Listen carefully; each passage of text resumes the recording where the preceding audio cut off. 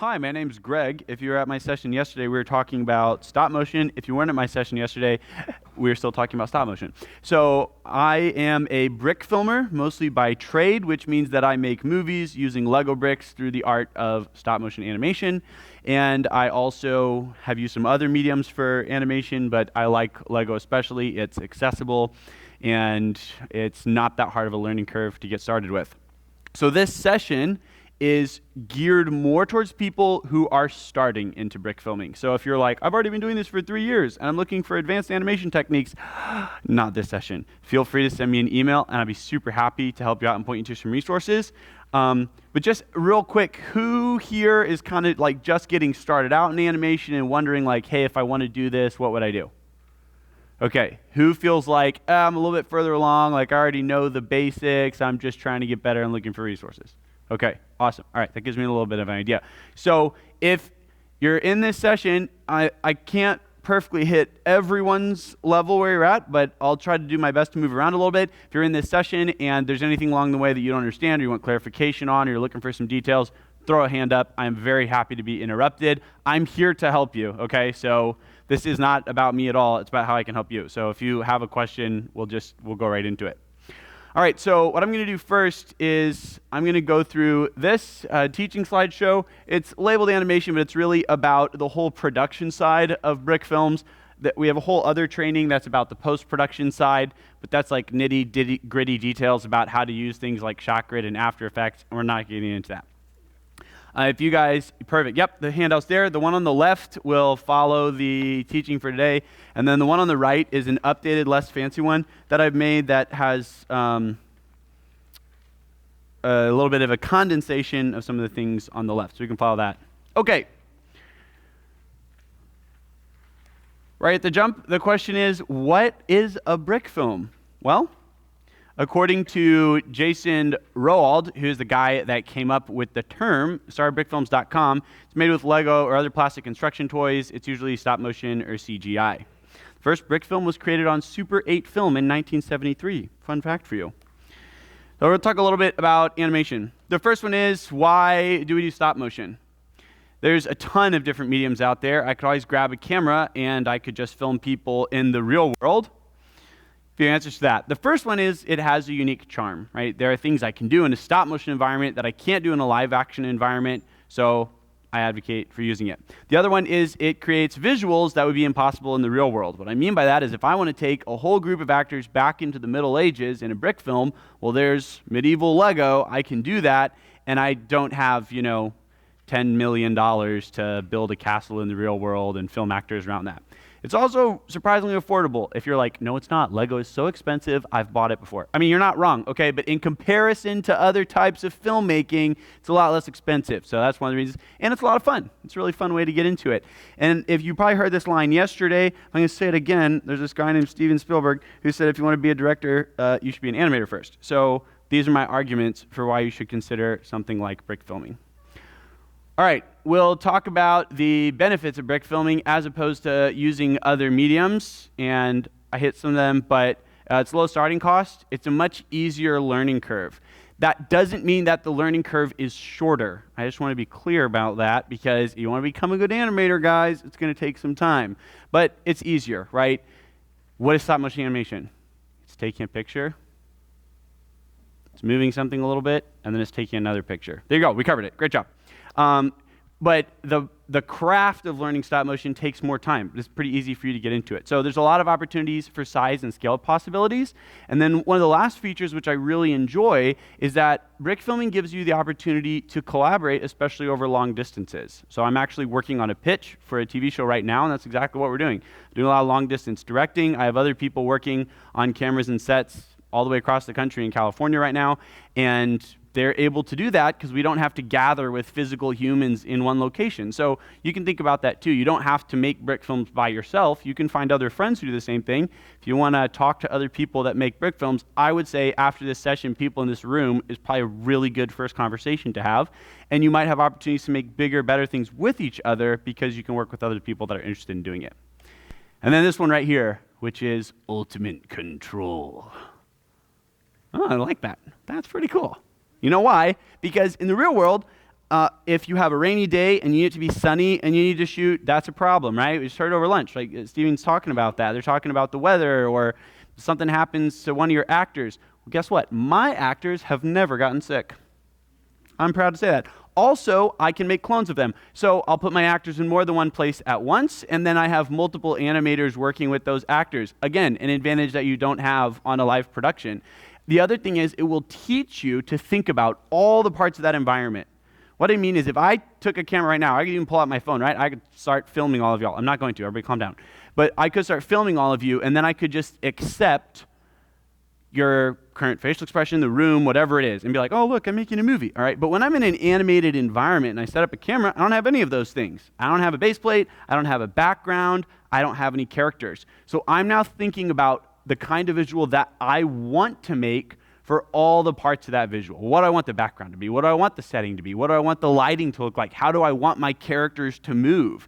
And that will teach you the disciplines of how to become a better filmmaker and how to become a better director, producer, actor, whatever it is. So there's a lot of carryover potential in doing stop motion, but I'll also make the argument that you don't have to stop doing stop motion and then go on to some more elevated medium, because you can make professional stop motion too. All right, so what can you do? You can make possibilities like this. Let's see if my linked video works. Yes. Not the sound? Come on. It worked earlier. Ooh, ooh.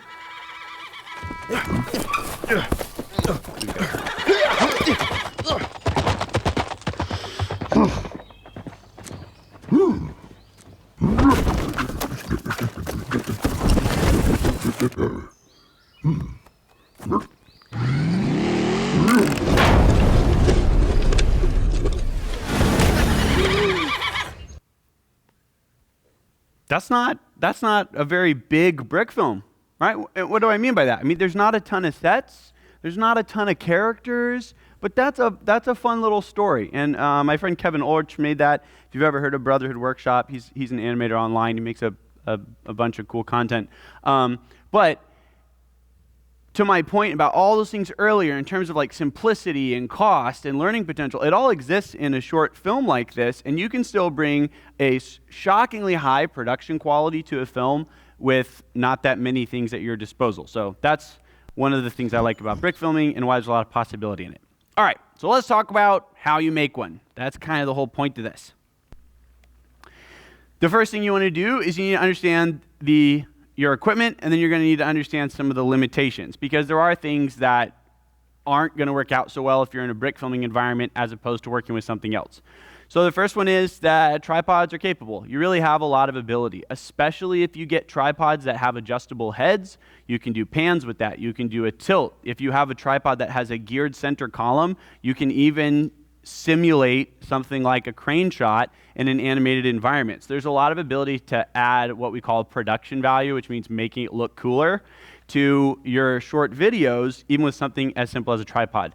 I like to say that minifigs have charm. They're fun. They're unique. There are limitations to what the minifig can do in terms of like its joints, right? Like if all I could do is like walk like this everywhere and I was like, hi, and I can't even turn my torso, that would be weird. So what we do is we try to lean into those limitations when we animate, and that's part of the fun, right? Limitations actually help us be more creative. You don't have to use just minifigs. Sometimes people will build larger brick-built figures. The other thing is that quality does not necessarily equal size. That's part of why I like to use Gorgie Has a Horse as an example of that. It's not a big brick film, but it's a great little video. And so don't think, oh, I need to make like the biggest sci-fi epic ever, or I need to make, I don't know, Bound. That took me 6 years. Maybe don't start with that. And that just because you want to make something big doesn't mean that it's going to be good. The Bible tells us he who is faithful with little is faithful with much. So you can start by making small things and get good at making a great 1-minute film or a great 5-minute film. The other one is I encourage you to be a good photographer. If you don't know some of the basic rules about photography, then I'd start there. What is the rule of thirds? How do I need to understand depth of field? What is composition? What is leading lines, okay? And if you're like, I don't know these words, well, Google is your friend. Also talk to your parents. Maybe you could take a photography course in school. I did when I was younger. I took a photography course, and that was a great starting point for me. Like, I need to understand when I take a picture, how am I going to set this up? Where do I want my subject to be in focus, what parts should be light, what parts should be dark. So I encourage you to learn to be a good photographer. And then I say, trust the desk lamp. Okay, so the rules about lighting stop motion aren't necessarily that different from the rules of lighting like a real life film. Okay, you can still do 3-point lighting. You can have a primary light, and you can have a fill, and you can have a backlight. You can light the set. You can light your characters separately. So don't think that you have to have big and expensive equipment to be able to achieve a great result in your stop motion. Bound was almost entirely lit with desk lamps. Okay, so let's talk about some of the limitations. You're probably not going to have a big budget unless you fundraise or you know an independently wealthy person. So it's okay. Just instead, try to be creative and say, how can I do this with less money? Like, do I have access to a phone or a camera? Do I have Lego? Do I have animation software? If not, there's some free options on here. So you could download that and you could start animating all on your own, and then you could do the best with what you have, okay? The other thing is that you're probably not gonna have crew if you like live by yourself somewhere or your siblings don't wanna do this with you, so that's okay. But it doesn't mean you can't collaborate with other people, but just bear in mind there's a decent chance you might do a chunk of this by yourself. Animators are kind of known for talking to themselves, hi, I do, because sometimes you just wanna hear a human voice. So also bear in mind you're probably not going to make the Lego movie. You can't unless you have $60 million and the license rights from the Lego group, which you probably don't. Okay, so here's why I would encourage. All right, well, sounds like a combination of encourage and scourge, which I don't think are two words that go together, but here's how I would encourage you, which is don't despise small beginnings.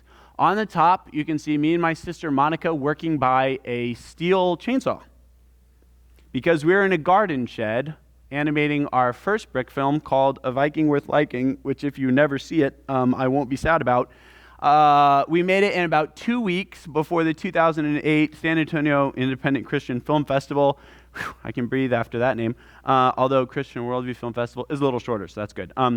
And, you know, at the beginning, like, we're in this garden shed, we're using a little space heater in the wintertime, we're working on very old laptops. I didn't even have any animation software. I was barely building sets, and we managed to actually make a 13-minute film in 2 weeks. So that's how it started. And then now by the grace of God, I've been able to produce commercials for the Lego group. I've been able to produce commercials for, companies in New York City or clients overseas sometimes because we started in that place. So then down on the bottom, you see some of the pictures from Bound, which is, of course, our big feature film. And, we actually had a small production studio in our house and sometimes as many as like 14 people. And that was just years of us building and working and growing our skills. What's your question? Where can I find your watch now? Actually, you can find it on YouTube now. I think my website's on the bottom of that first handout page, monotogostudios.com. That's my website, but the YouTube's under the same handle. So here's my encouragement to you, which is Zechariah 4:10. It says, "For who hath despised the day of small things? For these 7 shall rejoice and shall see the plummet in the hand of Zerubbabel. These are the eyes of Jehovah which run to and fro through the whole earth." And there's this case where God provides victory because it's saying he's seeing, right? And the Bible tells us if you're faithful in little, then you'll be faithful in much. You see a man who's excellent in his work, he'll stand before kings, he will not stand before mere men. And so what the Bible's saying is like, hey, be good at doing the little things, work with what is entrusted to you, and then in time, there's the possibility to grow and to do more. And maybe one day you'll be making a feature film like this. All right, so my encouragement to you, this is a basic literary plot graph, which is not a small sentence. You should Google this if you want to know more about plot graphs and storytelling, but basically what this means is exposition is where we start the story and then something kind of kicks it all off, usually something bad, and then rising action means like it's getting more and more intense, and then the climax is like the most epic part, and then falling action is like, okay, once we've sort of resolved the main problem of the story, then we wrap things up at the end. So all of your story rules, this is not a story rule session, but all of your story rules still apply even in stop motion. So along with photography, you want to learn how to be a storyteller. I know Pixar's turned out some good videos on this, and there's also a lot of options online where you could do some more Googling, or if you have questions, you can send me an email, which is on there, and I could point you towards some other resources, some books that'll help teach you about storytelling. At the base of all filmmaking is storytelling. So you got to be a storyteller before you're going to make good brick film, even if you have the technical ability. Yeah? There is one thing I recommend. It's on Khan Academy, and it is a Pixar, and they go to Yeah. and how they became storytellers, and like, and that was a great for me to start into. Perfect. So also talk to this young lady if you have questions. Okay. All right. So storyboarding. We'll talk about that for a second and why I really recommend it. Who raise your hand if you've heard about storyboarding before in filmmaking? All right. So more than 2 of you. That's great. We're off to a good start. So what is storyboarding? Well, it means every time the camera cuts, right? Like I'm doing this shot over here, and then I cut, and I'm doing this shot over here. I draw a new picture. And listen, your storyboards don't have to be fancy, guys. If you saw my storyboards, you'd be like, wow, I'm glad he didn't go to art school because he would never have a degree. Okay, I'm actually not that bad of an artist, but when I storyboard, I don't take a lot of time. And the point is, it is a visual reference for me. It's a placeholder to say, hey, this shot is going to be a close-up, or it's going to be a medium wide, or whatever it is. And then that lets me know, okay, this character's saying this, I need to be focused on them. But then maybe while they're still talking, it's really important for me to see the reaction from another character, so I'm going to cut away to that character to see their reaction, and then I might come back to the first character.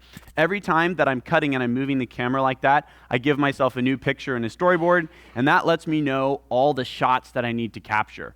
The reason I really recommend that you do this for filmmaking when it comes to stop motion is because stop motion takes a really long time to make. A long time. Like if I have a good day in the studio, I might get 8 to 10 seconds of footage. I would rather not do that more than once, which means A, I don't want to shoot any shots that I'm not going to keep, and B, I want to know exactly what I'm shooting so I don't waste any of my time. So that means if you're like, all right, these two guys are talking, it's an intimate conversation, well, maybe you should be doing close-ups. But if you need to see like a really epic landscape, then you probably need to have a wide shot. So I just recommend that you storyboard your films. And then this one, learn to collaborate. It's really hard to make movies by yourself. They just take a long time. And sometimes you're in a basement animating for hours and you get sad. And that's where having friends is super helpful. So figure out how to get a team. All right, and then start small. At the top, this is our first film of Viking Worth Liking, which I hope you never see. On the bottom, this is our feature film Bound. And some of the set on the bottom left, I think, was 60 square feet. By the time it was all said and done. So that's a really big set, but we didn't start, the important thing is we didn't start out building sets like that. We started out with these much smaller sets that you see on the top. You can still tell a good story even with small sets that are simpler, okay? So don't have aspirations, but be realistic with yourself. That's my encouragement. All right, I'm going to show you this short film, which is a great example of how you can tell a story and start small.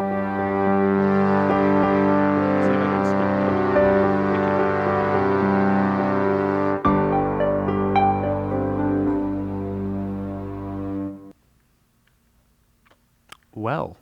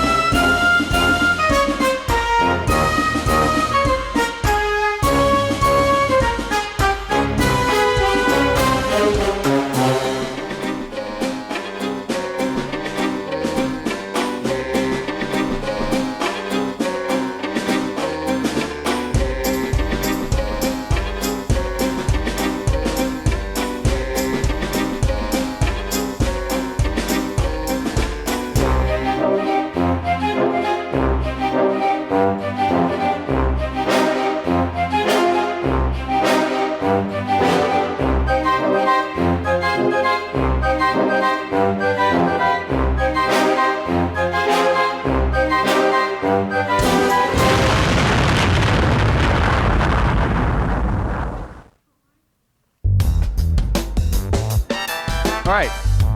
So, that's like a no-budget film. Oh, stop, go. Wait, stay, there we go. All right.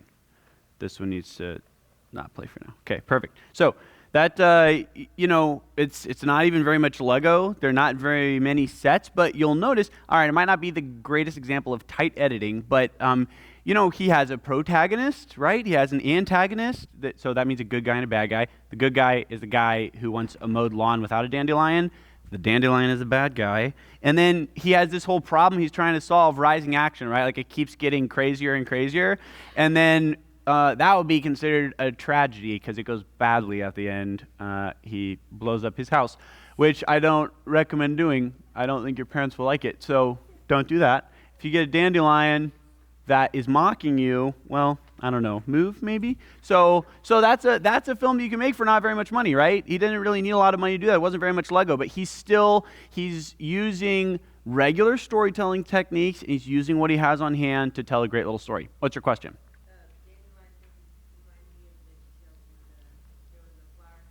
Yeah. Right, the rumor weed. I think that's the rumor weed. Larry Brown's rumor weed, for sure. Right, so you can start somewhere like that. That's actually probably pretty achievable for a lot of you. What's your question, Luke? I would like if I had a dandelion like that, because then if he's in the way, it would just move automatically, so I don't have to move out of the way. Perfect, exactly. A dandelion that stays out of the way for you. Okay, and then here's what it could become. All right, so the first one is inspiration for now, and this one is inspiration for the future.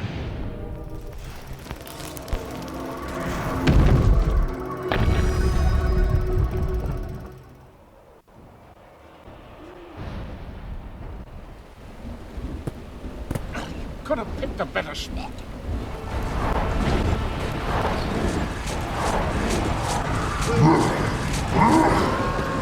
What's happening out there? Shall I describe it for you? Or would you like me to find you a box?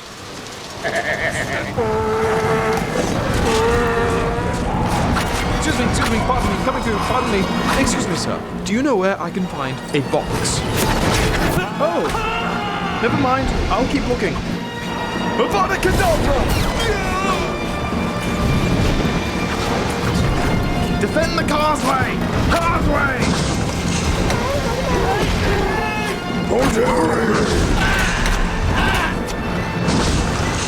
Does anyone here have a box? A what? You know, a box, square thing. Anyone? Oh, that looks painful. You know what? You hold them off. I'll keep looking. Draw your swords!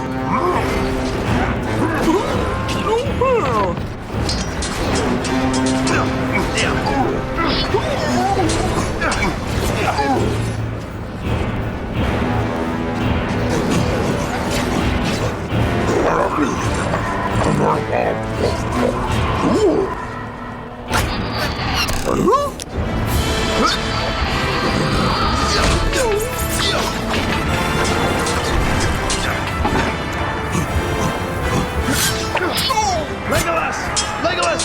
Get him! Get him! All right, I'll get it. No! Where are you going? I got the box! No!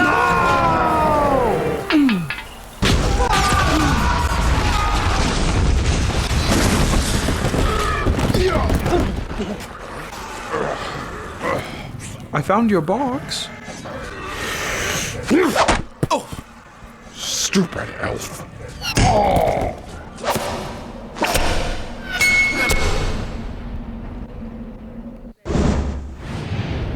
So that's what it can become. You can do big things with this medium too. So you could start something like the dandelion, and maybe one day you can do work like Brotherhood Workshop, which is a lot of fun.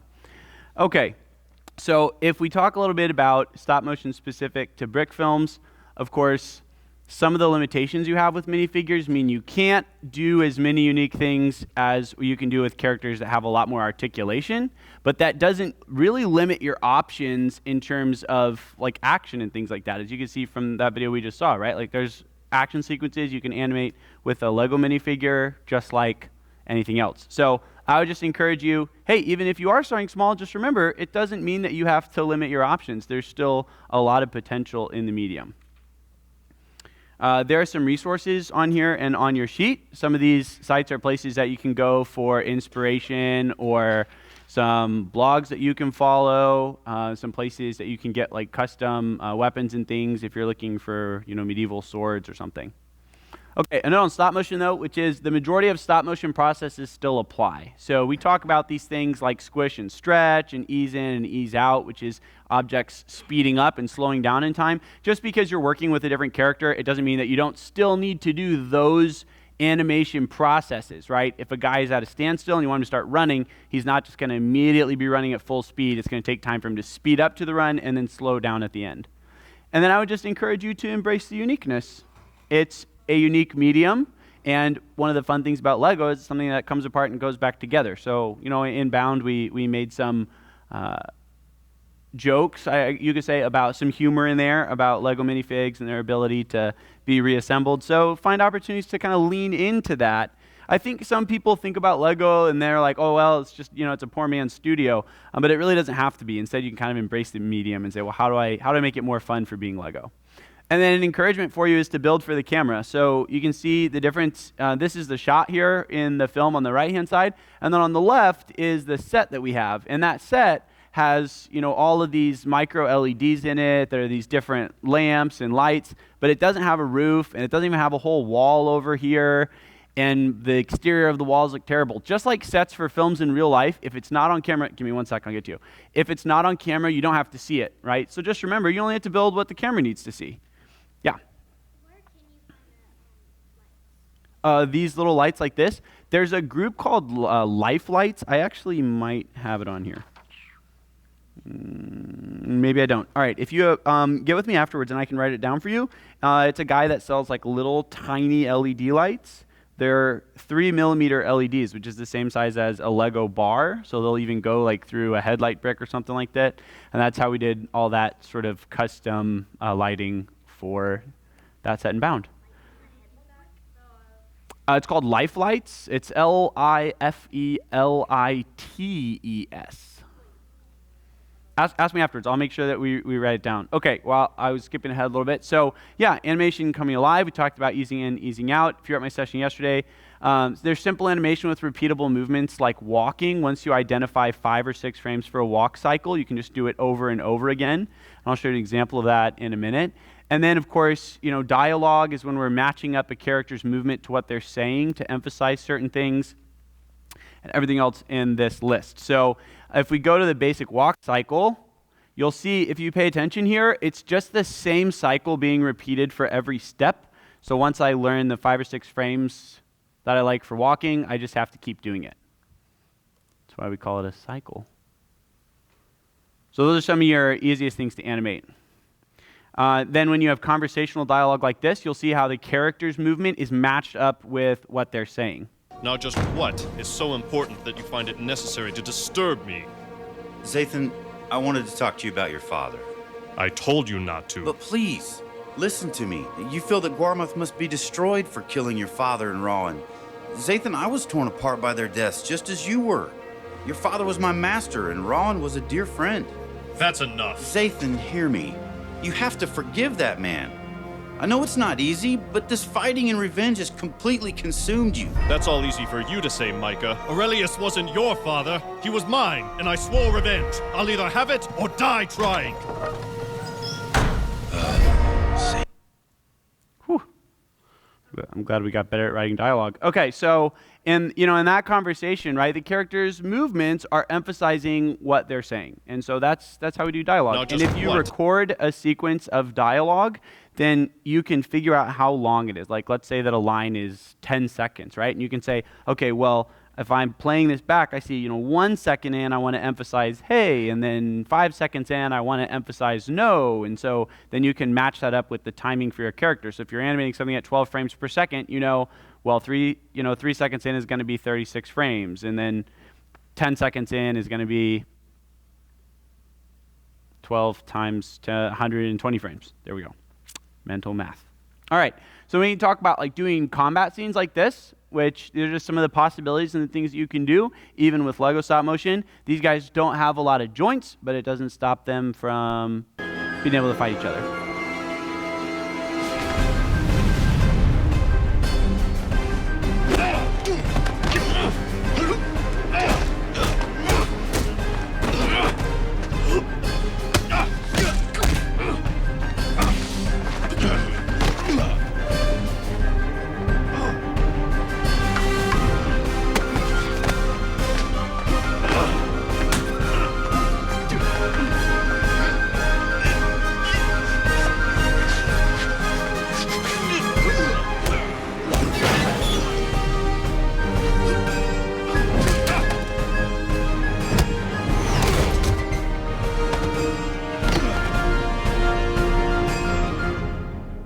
Sorry? No. He just passed out afterwards. If you punch someone hard enough, they can pass out. Yeah. Okay. So that's what you can do with a combat sequence. So one of the things I did in that sequence is I actually didn't really storyboard or plan it. I was just kind of like, well, if I was in a fight with someone, like, what would I do next? And then I just sort of made it up on the fly. So you don't even have to have like a stunt coordinator or something. I'm like, all right, well, if somebody punched me, I'd try to defend myself, and then I'd probably punch them back, if I was trying to defend myself. So, it's a way to think through a process like a fight, and you don't have to necessarily have a big plan for it. You can just kind of feel it out in time. You're like, all right, well, in the last shot, they did this, and then if there's this stick at his disposal, well, maybe he should use it if he can. So that's how I kind of approached combat in most of the projects that I've done, is I just let the combat go where I think it would go in real life. Okay, we'll talk about aero maneuvers for a second, which I addressed some yesterday, but basically what you're going to do is you're going to use a stand of some kind, like these transparent pieces underneath this minifig, to get them in the air. And then if you shoot this same picture without any minifigs in it, so it's just the gray plates, then you can put that layer behind the front layer, and then you can erase the stand from the front layer, and you can make it look like someone's in the air without the stands. I left the stands in there. You can do big crowds. It's a lot of work. I'm not going to show you all that. But I will talk about this one other thing, which is that you can also think about animating your environments. So it's not just the minifigs themselves you can animate things like water. The rain that you see falling down is post-production, but the water in the river is 17,000 turns per 1x1 round plates. So we're just sort of like raking them down the river in all the shots of the water moving, and it at least sells the effect decently, I guess. It's like a big river full of raging water. So there's ways to animate the environment. You don't have to do the wind blowing through. You could animate trees moving back and forth, or like maybe grain in a field, something like that. The other thing we did here for animating the environment is we were actually taking a clean perfume bottle and we were spraying water on it every frame. And then we would shoot the picture, and then we would dry off the set, and we would animate everything, and we would spray water on it and take the picture. And so that way there's actually real water interacting with the characters in the environment. Right. So you can think about some things like that if you wanted to provide, atmospherics to a scene beyond just having everything be sort of normal and dry. You can animate rivers and water on characters too. And I'm cool and wet. All right, I won't make you watch the whole thing. I already covered my point. Okay, so something that I'll talk about real quick is, and I addressed this a little bit earlier, but think about keeping your life reasonable, right? Don't start by making something that's really big and stop. Consider the most effective way to tell your story through smaller shots. I know big shots are super inviting. You're like, I could do like this epic castle and town. Well, if you do a shot like that, it's going to be a lot of work for you. So something I would say is keep the big shots scarce and powerful. If you have a big budget one day, you can make a lot of bigger shots. But otherwise, like that shot you see on the bottom, that's one shot. It's about 10 seconds. We're using it as an establishing shot, so we're letting you get this big feel for this town and this gate. But then a lot of our other shots are much closer. So it cuts down on the number of characters that we have to animate. It cuts down on how much we have to light and build for the scene. And so we still have these opportunities for these big epic shots in the film, but we also keep things smaller otherwise. Because for one, you're telling a more intimate story, most likely, right, when you're getting up close to your characters. So let your camera get close to your characters and don't make your life too crazy. Think about the animation involved when you're planning your shots. That big one on the bottom, that was 8.5 hours of animating with 3 animators. So 25.5 man hours to get that 10 seconds, and that's 50 plus characters. There's only one shot like that. That's why. All right, so a couple things I'll talk about when it comes to lighting shiny plastic. Even if you're using a desk lamp, I don't know if you've ever seen Lego before, but most of it is reflective. So if you take a brick and you just shine a light on it, it's going to bounce right off that brick again. So you have a couple options. If you're noticing you're having trouble with, if this is, say, a minifigure and you're having trouble with light shine on this minifigure and getting a reflection, a lot of times you can change the angle. If you raise or lower the angle of a light, then that will help cut the reflections. The other option is to diffuse your lighting. So if you put something like we call it a scrim, or I'll actually use wax paper in front of lamps. You can't put it right in front of the lamp because the lamp will make the wax paper hot and it'll melt. But if you put it a little bit away from the lamp, that'll help cut the light. Light is a wave, so if you're putting something like wax paper in front of it, then it'll cut down on how much comes out. And then you have ambient lighting like this, which means I'm just using the lights that are already naturally in the set of the room to light the characters. I'm not adding more lights from the outside. And then direct lighting like this, where your lighting is just shining right on 20 of your characters. I'm not really bouncing it or diffusing it. So those are some ways to think about it. Okay, then I'll talk about a few of these odds and ends. One of them is cleaning dust, which is when you're shooting Lego especially, you're so sort of like zoomed in and close to everything on your set that if you get like little pieces of hair or dust on your characters, it'll be obvious in the final footage. So what I'll do is, like, you can wear gloves, or you can blow off your set with compressed air, or maybe just make sure that your characters are staying clean throughout the process, because it's a lot easier to clean dust off your characters before than trying to do it in post-production. Then a big one is camera wobble. You'll see this in people's animations early on where the camera's like moving in relationship to the set. So what you can do is, if you have a camera and a tripod, you can put it on a tripod. You can also take a camera, if you're using something like a webcam, you can like stick it down to a table with sticky tack so that it doesn't shift in relationship to the table. And then the electrical fluctuation, this might sound funny, but like, here's what you probably don't realize. In your house, the lights are actually changing how bright they are constantly.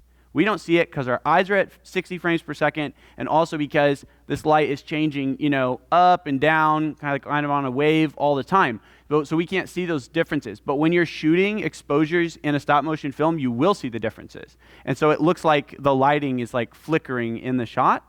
So one way that you can help get around that is be in an environment where you can control the lighting as much as you can. So put a blanket in front of the window, try to be in a place where people aren't turning electrical things on and off on like the same breaker. If you don't know about that, ask your dad.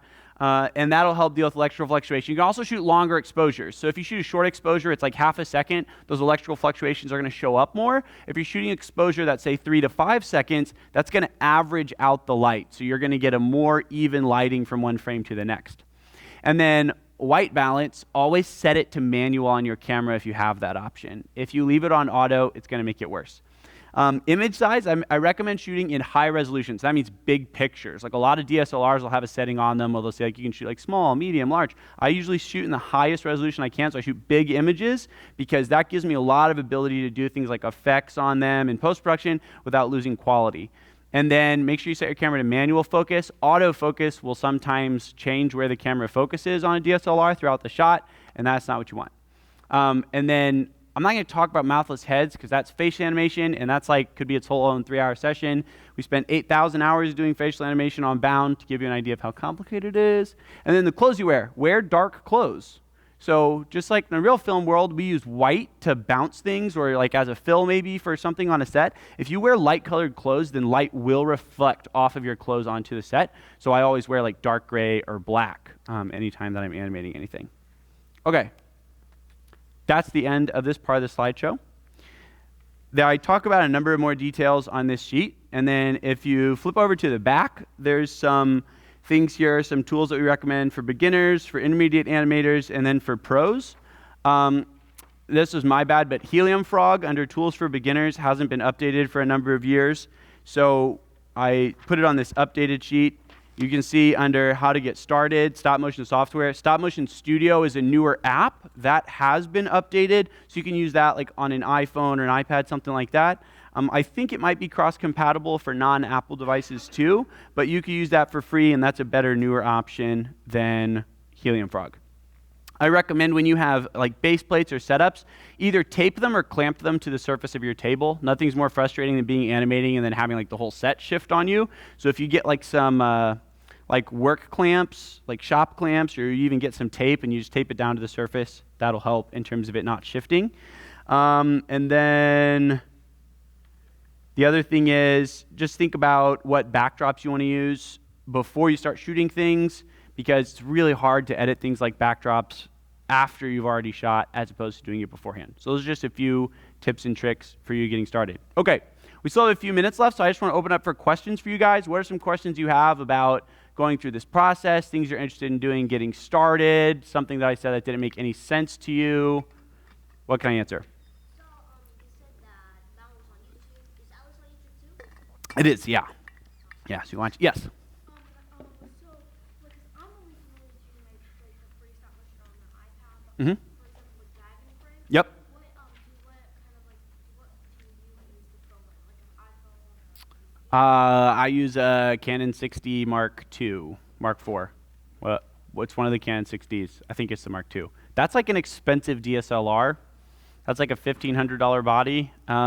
So you don't need to do that to do animation though. Like I could use an iPhone, I could use an iPad, you can use a webcam. There's a lot of less expensive ways to get started. If you want to do it professionally, then you would buy like an expensive camera like that, but you don't have to start with that. Peter, you had a question. So, when you're doing the Mm-hmm. Yep.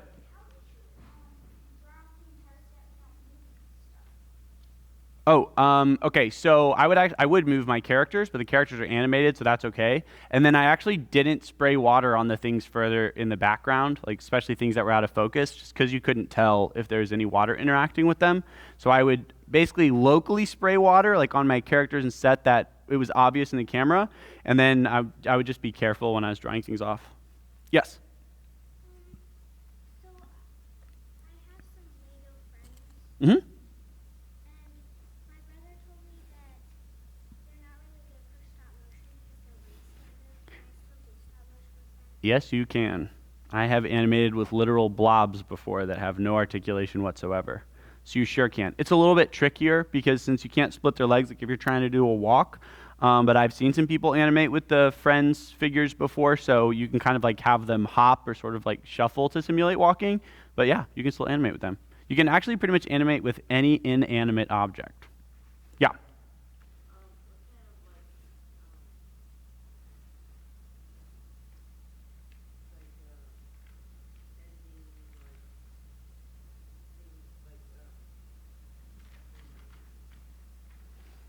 I use Adobe After Effects and Adobe Premiere for most of my visual effects and editing. That's more expensive software though. I put under, hold on, it's on one of these.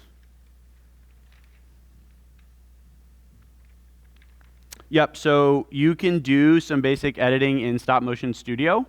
So if you're looking for an option that's a lot less expensive, you can take your clips and you can put them together in Stop Motion Studio and you could render a final video from there. And it'll even give you some abilities to like drop in sound and things like that. So that's kind of a basic editing software. There's a lot more expensive advanced ones that are still free, like DaVinci. I'm not personally a DaVinci user, but that's like a pro level product. So the learning curve for that's a lot steeper. My personal favorite is Premiere Pro. I'm a big Adobe guy. I've been using it for a long time. That's a subscription now, so you do have to pay for it month over month. Yeah, right. I was wondering if the animatics and between storyboard and actual shooting, what you could briefly describe what that process Yeah, of creating that. absolutely. That's a good question. I didn't cover it here, but there's a lot of value in doing what we call an animatic. So an animatic is taking all the storyboards from your film that you've already done. So remember, every time I cut, I change camera angles, right? I make a new storyboard, it's a new picture.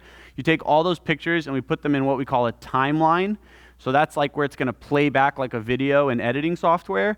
And I'm just gonna drop all those storyboards in order. And then I'm gonna have those storyboards stay on screen for how long I think that shot's going to be. So it's kind of an estimate. I don't know exactly how long every movement's going to be, but one might be on there for 3 seconds, one might be on there for 5. I'll simulate basic camera movements on the animatic too. So if it's a shot that's panning right, then I'll go ahead and just do like a basic right pan. And what that does is it kind of gives me a feel for how I'm going to edit the video together before I ever make it. And then when you actually go to do the animation, you have a good feel for the timing and the editing in the project, and it does help save you time and energy on the back end. So if you have some editing software, then I can recommend it. Thank you, good question. Yeah? I heard that you had some licensing issues with Lego in the past. I was wondering what Lego group view on the brick You will not have any issues if you just make things and you put them online for free. If you try to theatrically distribute them and sell them around the world, then they might have a conversation with you. They probably will. But if you want to make it free, it's no problem. We have a little bit of a different approach now with the current show that we're working on, but it's a big barrier to cross. They are religious about brand protection over there. So they run into clone issues with other companies around the world. But they've actually published before and said, like, hey, if you want to make, art from Lego, you want to do brick film, something like that, and you're just putting it up on film for free, you're putting your film online for free, we have no problem with that. So, any other questions? Yeah, Brett. I don't know if you've ever used like 3D brick building software where you build your own sets and stuff, but I wondered if anybody was experimenting or using that at all for actual set design. Mm-hmm. I don't know. Do you have any thoughts on that? Is that possible? Yes. The short answer is yes. I've practiced it. I'm currently implementing it. So there's a free, I didn't think about even putting this on here, but it's just called Studio, but it's spelled like stud.io, okay? If you're a software guy, that's a very clever name. But if you just look for Lego Studio, it's a free Lego design and building program.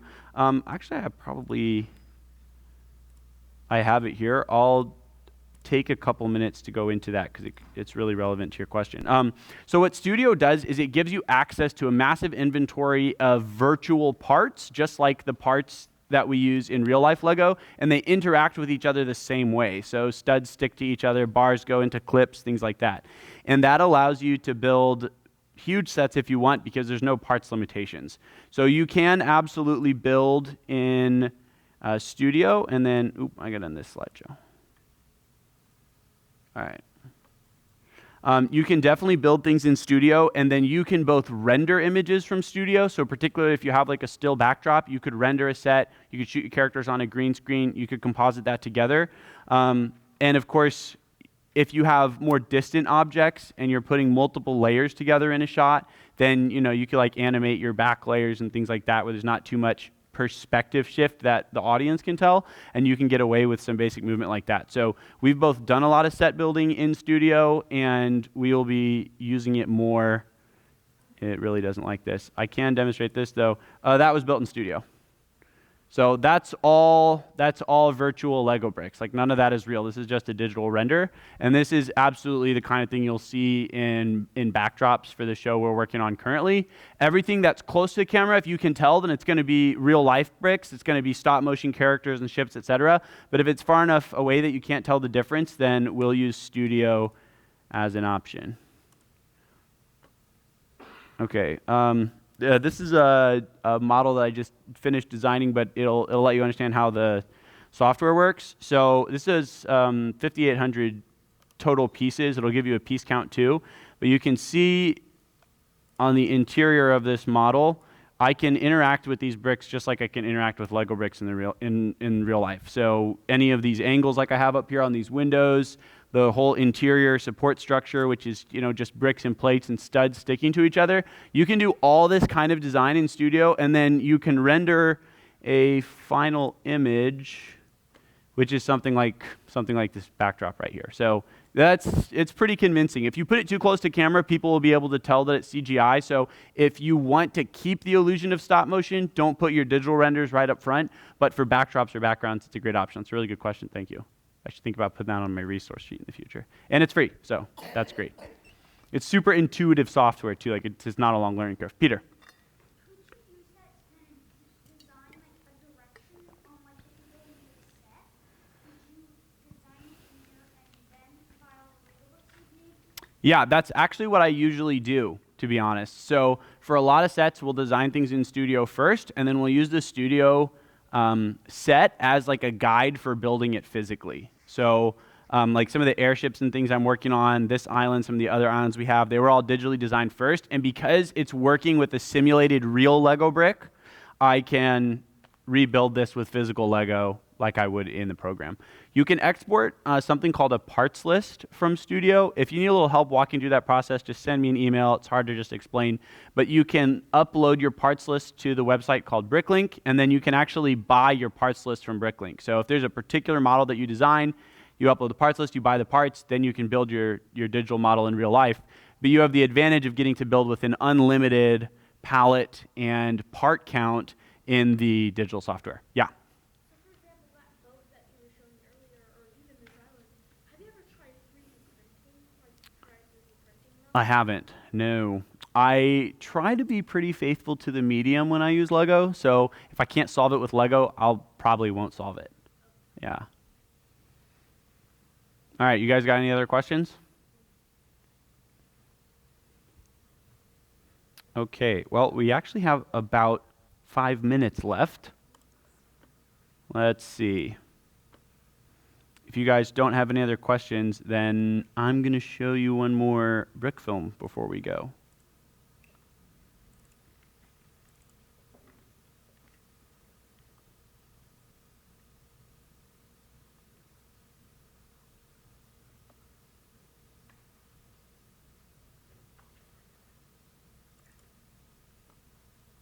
No.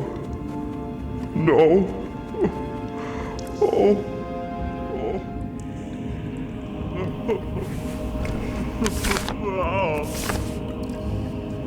Sam, look at me. I am a wizard. Whee! What is it, Gandalf? It looks like some sort of party invitation.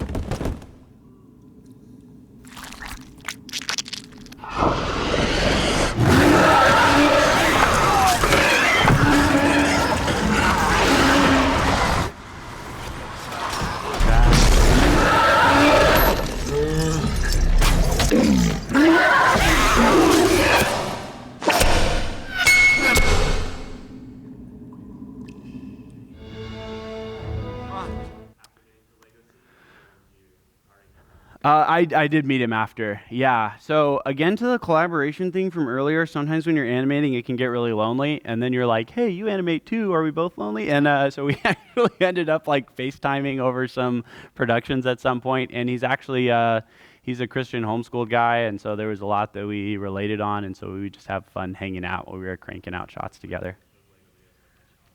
Yeah. Yeah, it's great. It's great.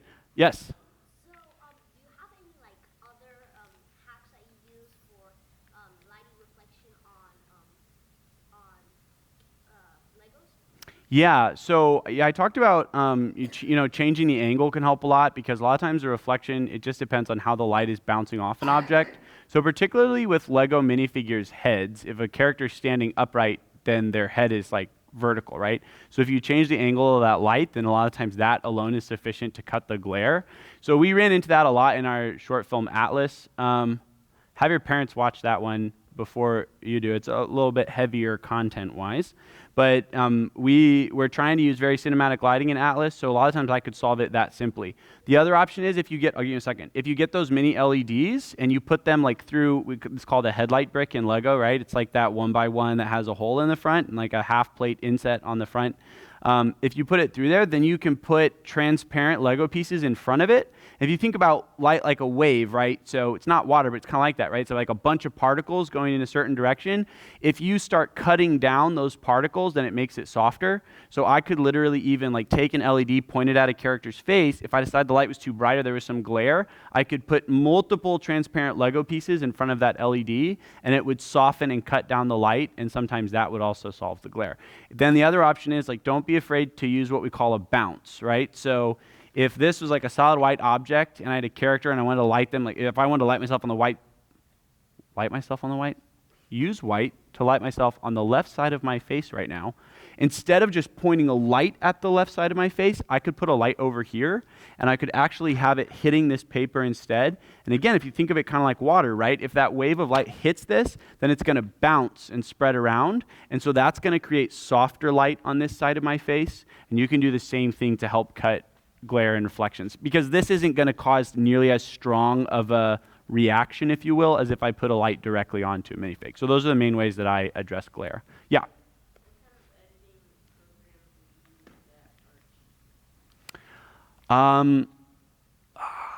I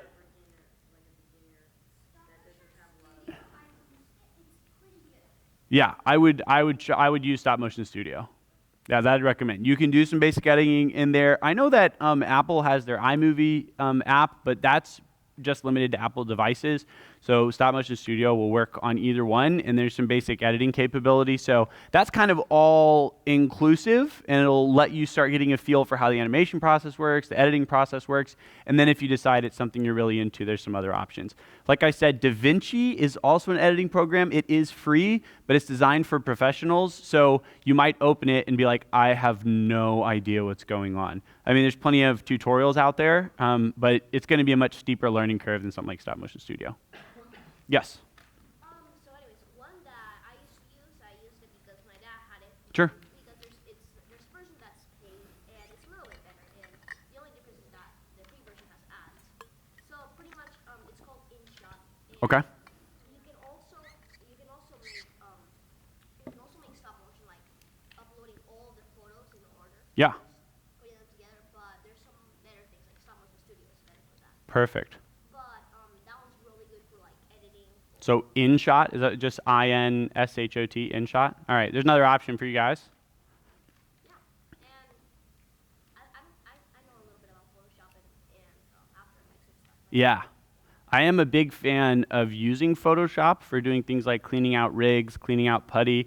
Photoshop can now support what we call image sequences, and that's what you're doing when you're creating stop motion, right? It's an image sequence. It's like 1 through 90 images or whatever. You can actually pull a whole image sequence into Photoshop, and now it has the ability in a timeline to work with an image sequence. So that's a really good way to like edit out some clay or something that you can see on the shot, because ultimately what you're making is a bunch of photos. You're not actually making video. It's a whole string of photos, and Photoshop is meant for editing photos. All right, well, any last questions? Yes, Rhett.